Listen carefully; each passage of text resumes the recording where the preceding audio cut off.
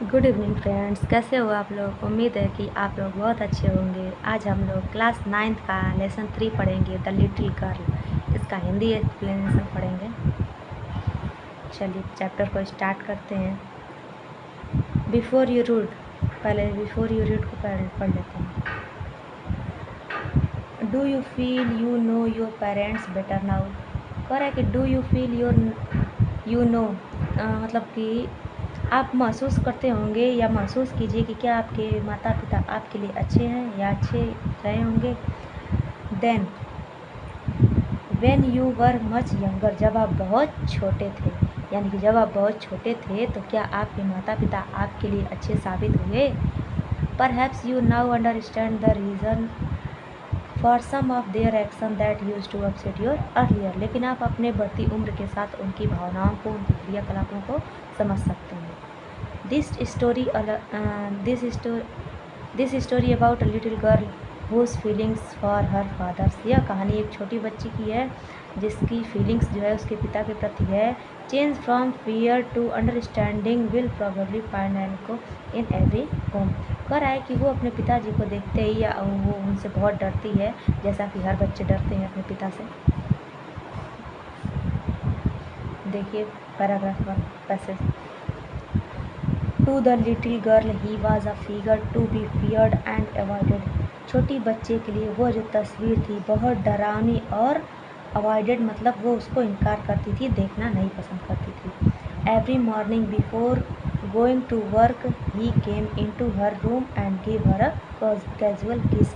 यानी प्रत्येक सुबह वह काम पर जाने से पहले उसके कमरे में आते और उसे एक कैजुअल किस करते। To which she respond with good bye father, जिसके बदले वो उसका उत्तर देती कि गुड बाय पिताजी। And oh there was a glad sense of relief when she heard the noise of the carriage growing fainter and fainter down the long road. कह रहा है कि और वह एक लंबी सांस लेती जब गाड़ी की वाहनों का आवाज़ जो था वो रोड पर बहुत हल्का और हल्का या धीमा, बहुत धीमा जब उसको सुनाई देता था। यानी कि जब उसके पिताजी काम पर चले जाते थे ऑटो रिक्शा में बैठकर, तो जब आवाज़ उसकी कम सुनाई देती तो एक लंबा सांस लेती थी कि जैसे पिताजी अब चले गए, अब बहुत खुश होती थी। In the evening when he came home in the evening when he came home, यानी कि जब शाम के समय वह घर आते, she stood near the staircase and heard his loud voice in the hall, तो वह उनकी आवाज़ को हॉल में सुनती। Bring my tea into the drawing room, मेरा चाय का कप मेरे ड्राइंग रूम में लेकर आओ। Has not the paper come yet, क्या पेपर अभी तक नहीं आया। मदर, माँ, go and see if my paper out there, जाइए और बाहर से देखिए मेरा पेपर आया है कि नहीं या लाइए। And bring me my slippers, मेरे चप्पल भी लाओ।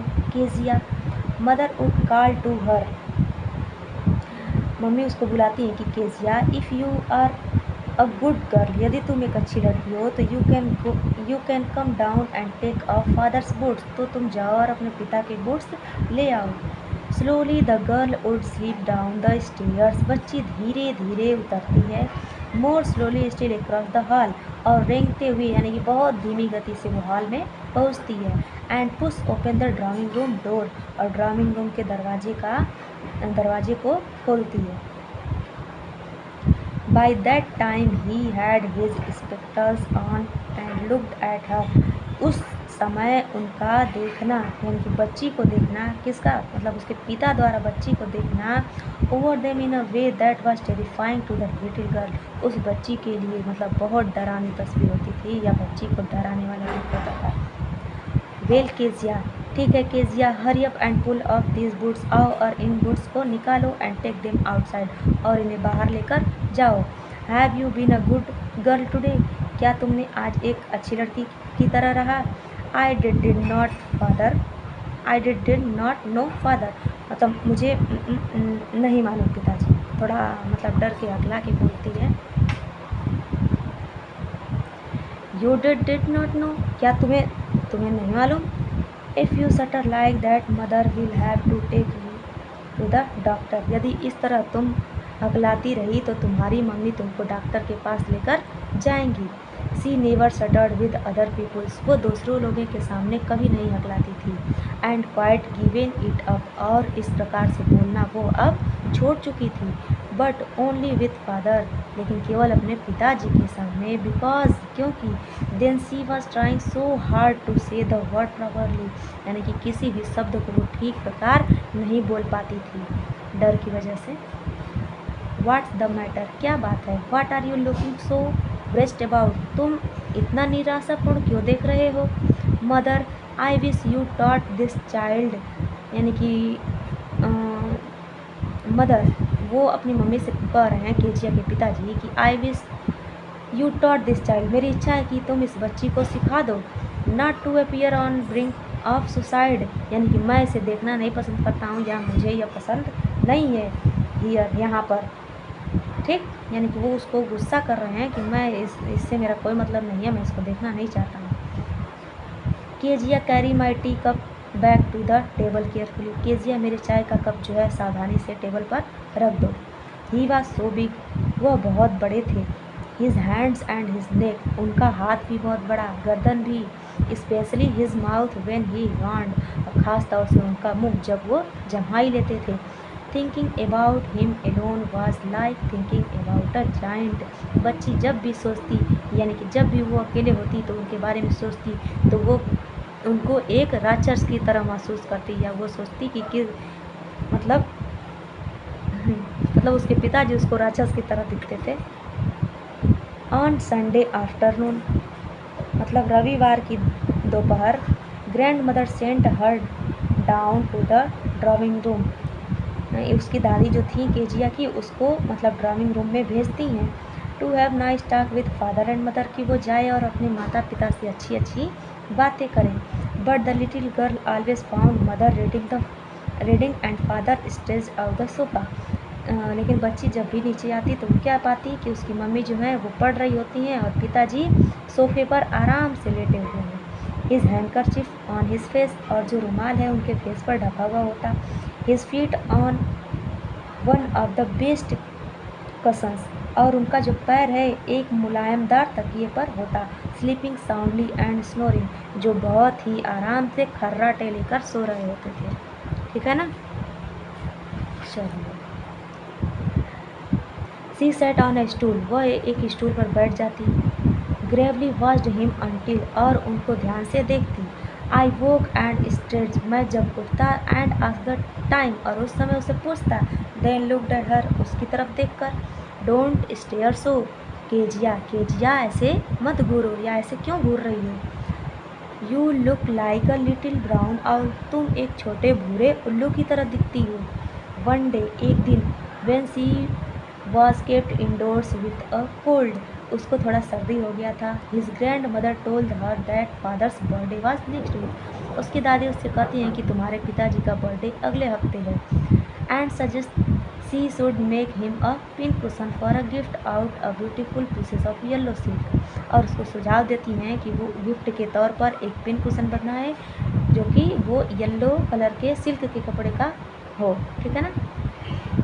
लेबोरियसली, बहुत कठिन मेहनत से, विथ अ डबल कॉटन लगा के, the little girl stretch three side, 3 हिस्से को सिल देती है। But what to fill it with, लेकिन इसमें क्या भरे? दैट वाज द क्वेश्चन, वह उसका प्रश्न था कि वो इसमें भरे क्या। The grand mother was out in the garden, दादी माँ जो थी उसकी वो बगीचे में बाहर थी। And she wandered into mother's bedroom, और वो मतलब शायद से अपनी मम्मी के कमरे में पहुंचती है टू लुक स्क्रैप्स, कुछ ढूंढने के लिए, या वहाँ पे कुछ स्क्रैप्स देखती है। On the bed table she discovered a great many sheets of fine papers, यानी कि जो बेड के पास टेबल होता है उस पर कुछ मतलब पन्ने रखे होते हैं। ठीक है ना? गैदर देम अप, वो उनको इकट्ठा कर लेती है।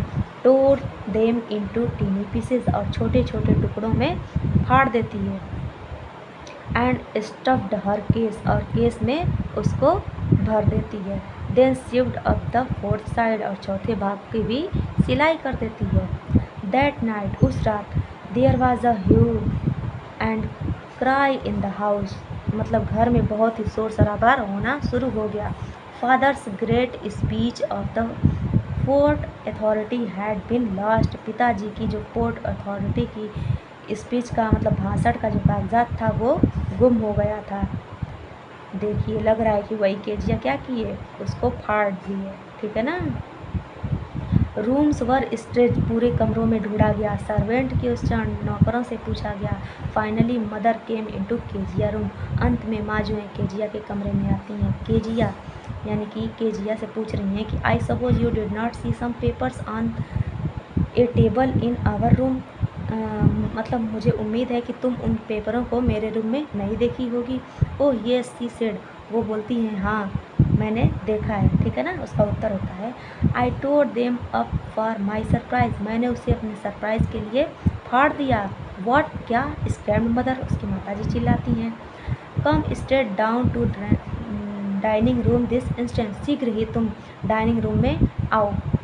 And she was dragged down to where father was pacing to and fro, वो उसको मतलब केजिया को घसीट कर वहाँ लाया जाता है जहाँ उसके पिताजी हैंड बिहाइंड हिज बैक, मतलब अपने हाथ को पीछे रख कर यानी पीछे कमर पर रख के आगे पीछे चक्कर काट रहे होते हैं, ठीक।